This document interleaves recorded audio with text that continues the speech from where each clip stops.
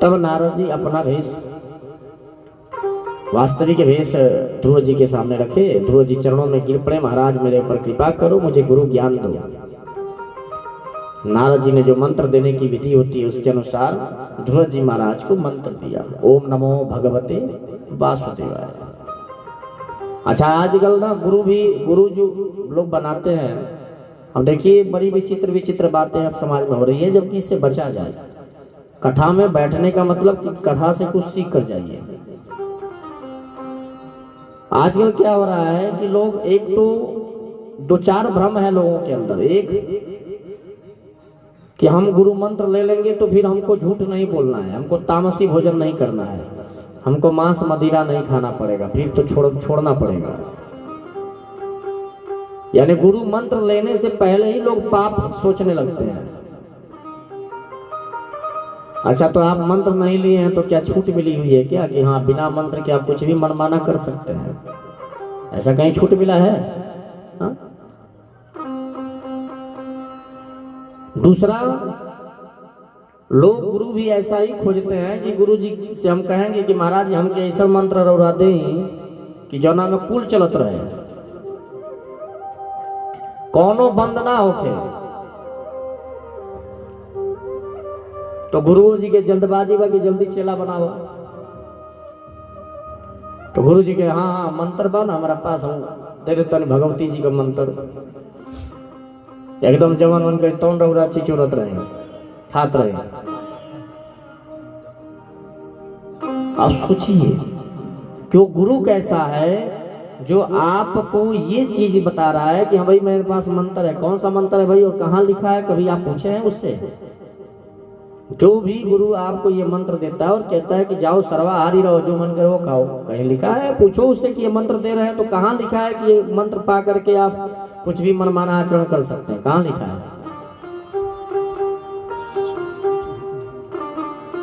सिर्फ आप सब भ्रम में रहते हैं, पूछते नहीं है कि महाराज ये लिखा भी है कि हम ऐसे ही सुनते सुनाते आ रहे हैं। तो ऐसा गुरु अगर आपको कभी कहे तो समझ लो कि ये गुरु जी नहीं हो सकते।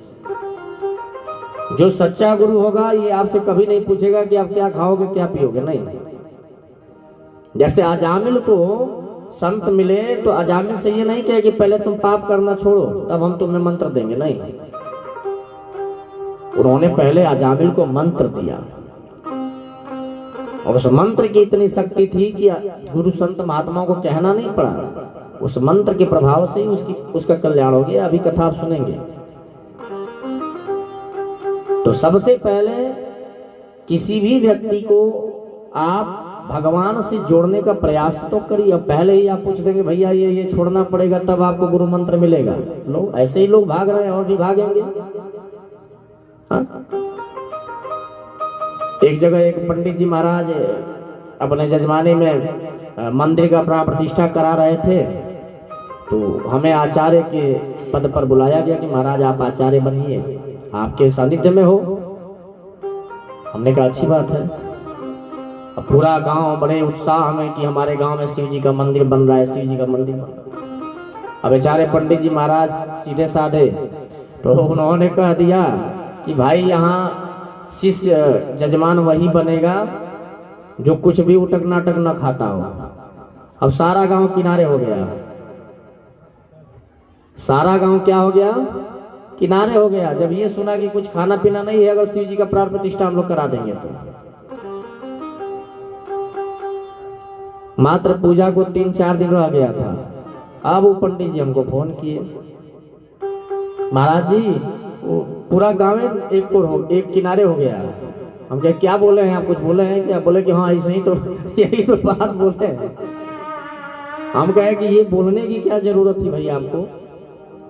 आप अगर ये कह देंगे तो पूरा गांव ही कोई नहीं आएगा उस मंदिर के पास। आप उसकी चिंता मत करिए, आप पहले मंदिर की स्थापना तो होने दीजिए और फिर अपने आप शिव जी खुद ही अपने भक्त खोज लेते हैं। कोई ऐसा मंदिर बता दीजिए जहां पुजारी ना हो।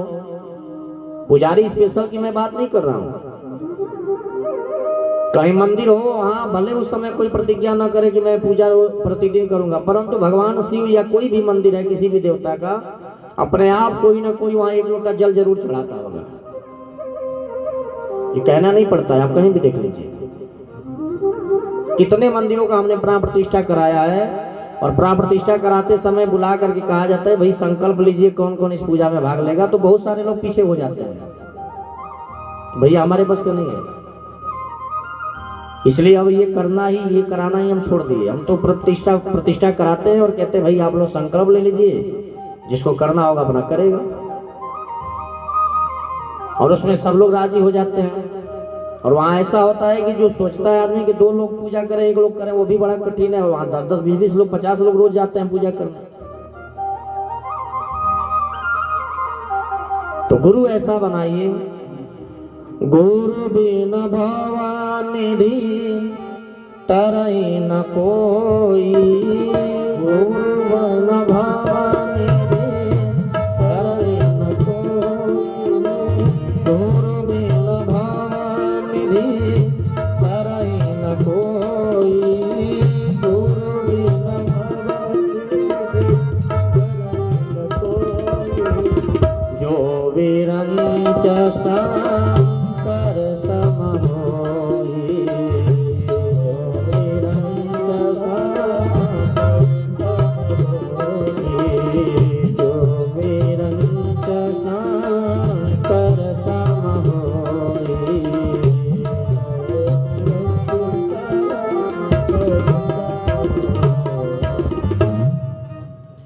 तो गुरु बिना भवानिधि तरई न कोई, गुरु के बिना कोई भैया इस भवसागर से पार नहीं हो सकता, इसलिए गुरु जरूर बनाना। अच्छा, एक और परंपरा चली है, मैं उसको भी बता दूं, शिव चर्चा वाली।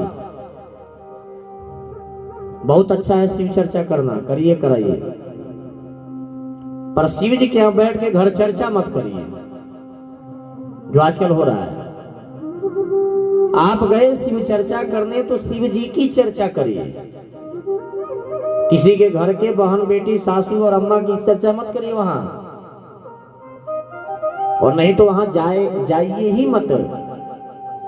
क्या करने जाए भाई, हम भगवान के मंदिर में भी बैठ के चैन से न रहें, वहां भी घर चर्चा ही करें, तो क्या मतलब है भगवान के मंदिर में जाने का। दूसरा, आप किसी का भी मंत्र ले लीजिए, शिव जी का ले लीजिए, आप द्वादशाक्षर मंत्र भगवान विष्णु का ले लीजिए, नवाण मंत्र ओम ऐं ह्रीं क्लीं चामुंडाय विजय भगवती का ले लीजिए, कुछ भी ले लीजिए, पर वो गुरु से लीजिए।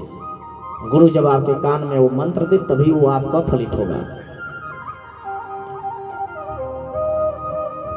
ये नियम है।